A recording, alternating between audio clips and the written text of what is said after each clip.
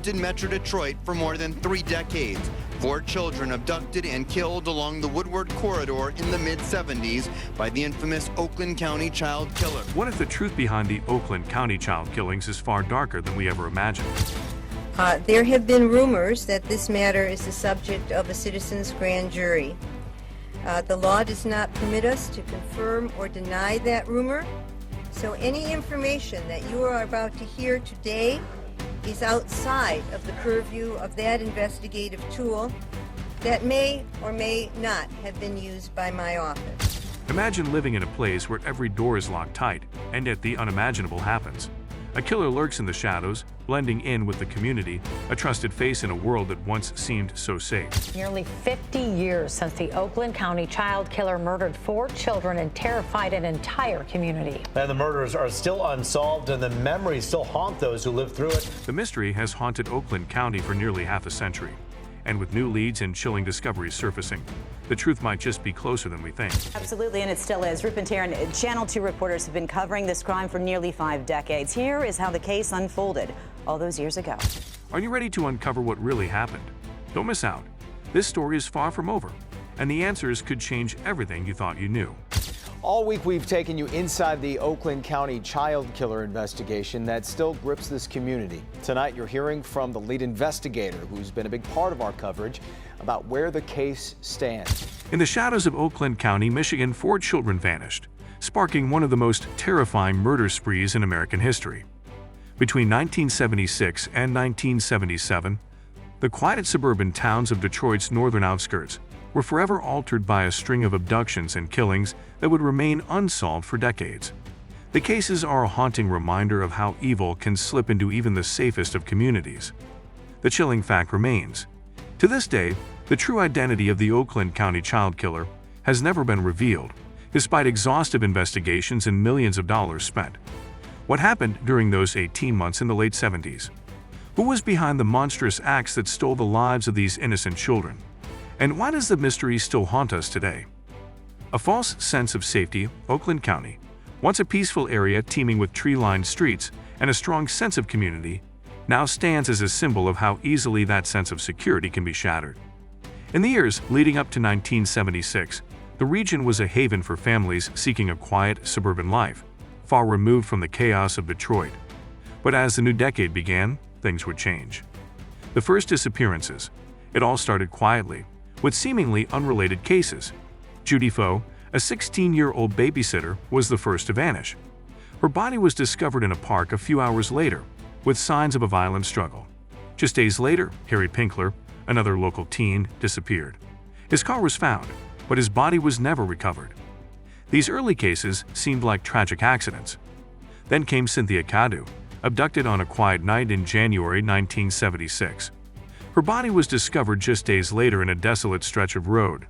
A horrific pattern was beginning to emerge, but no one understood the depth of the terror that was about to unfold. Sheila and Mark. In early 1976, another murder brought the horror closer to home. Sheila Schrack, a 14-year-old babysitter, was killed in an attack that seemed too brutal to comprehend. At the same time, Mark Stans, a young boy, disappeared in the city of Ferndale, Michigan.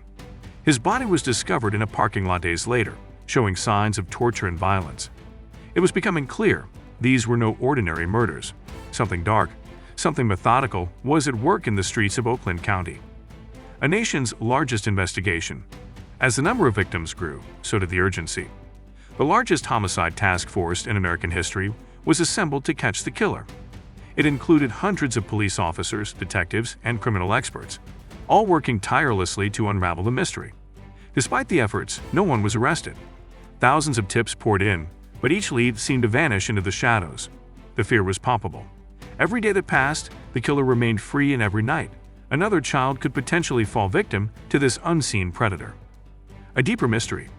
The question that haunted every detective was not just who the killer was, but why. Why children? Why this particular area? Experts speculated that the killer was someone who blended in with the community, a trusted figure, possibly even someone in a position of power.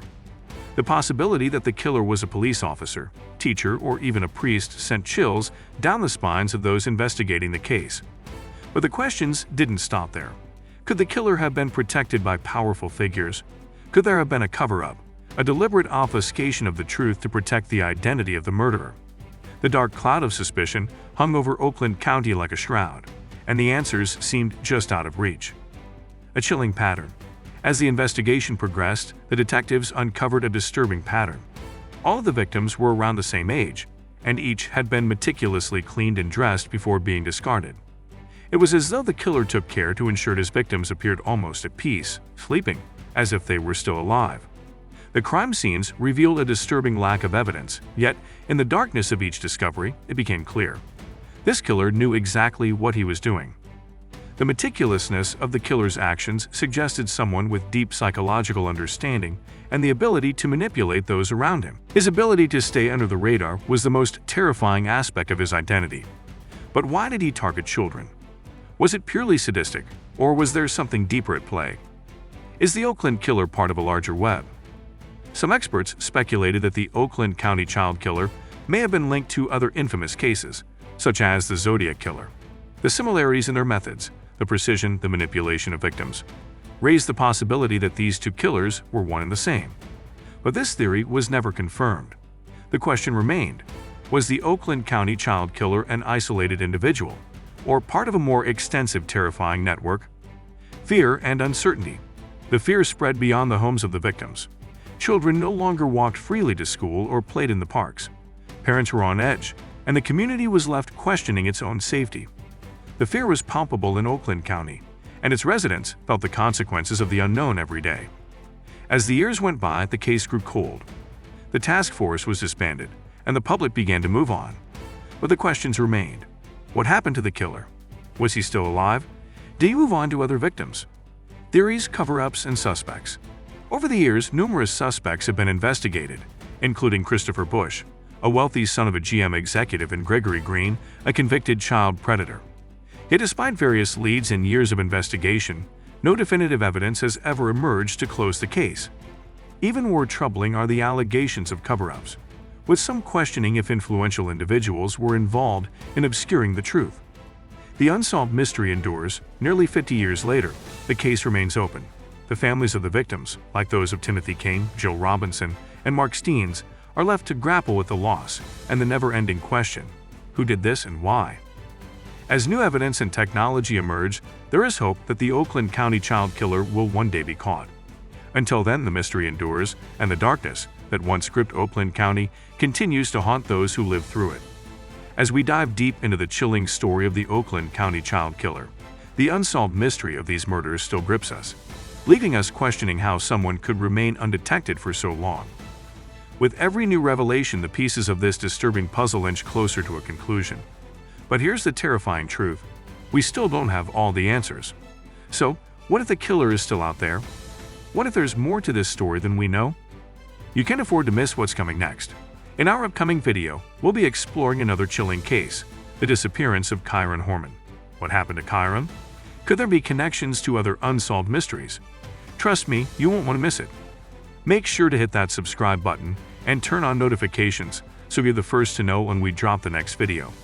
Stay in the loop, because these stories need to be told, and you'll want to be a part of it. Subscribe now, and together, we'll uncover the truth behind some of the most mind-bending mysteries that still haunt us today.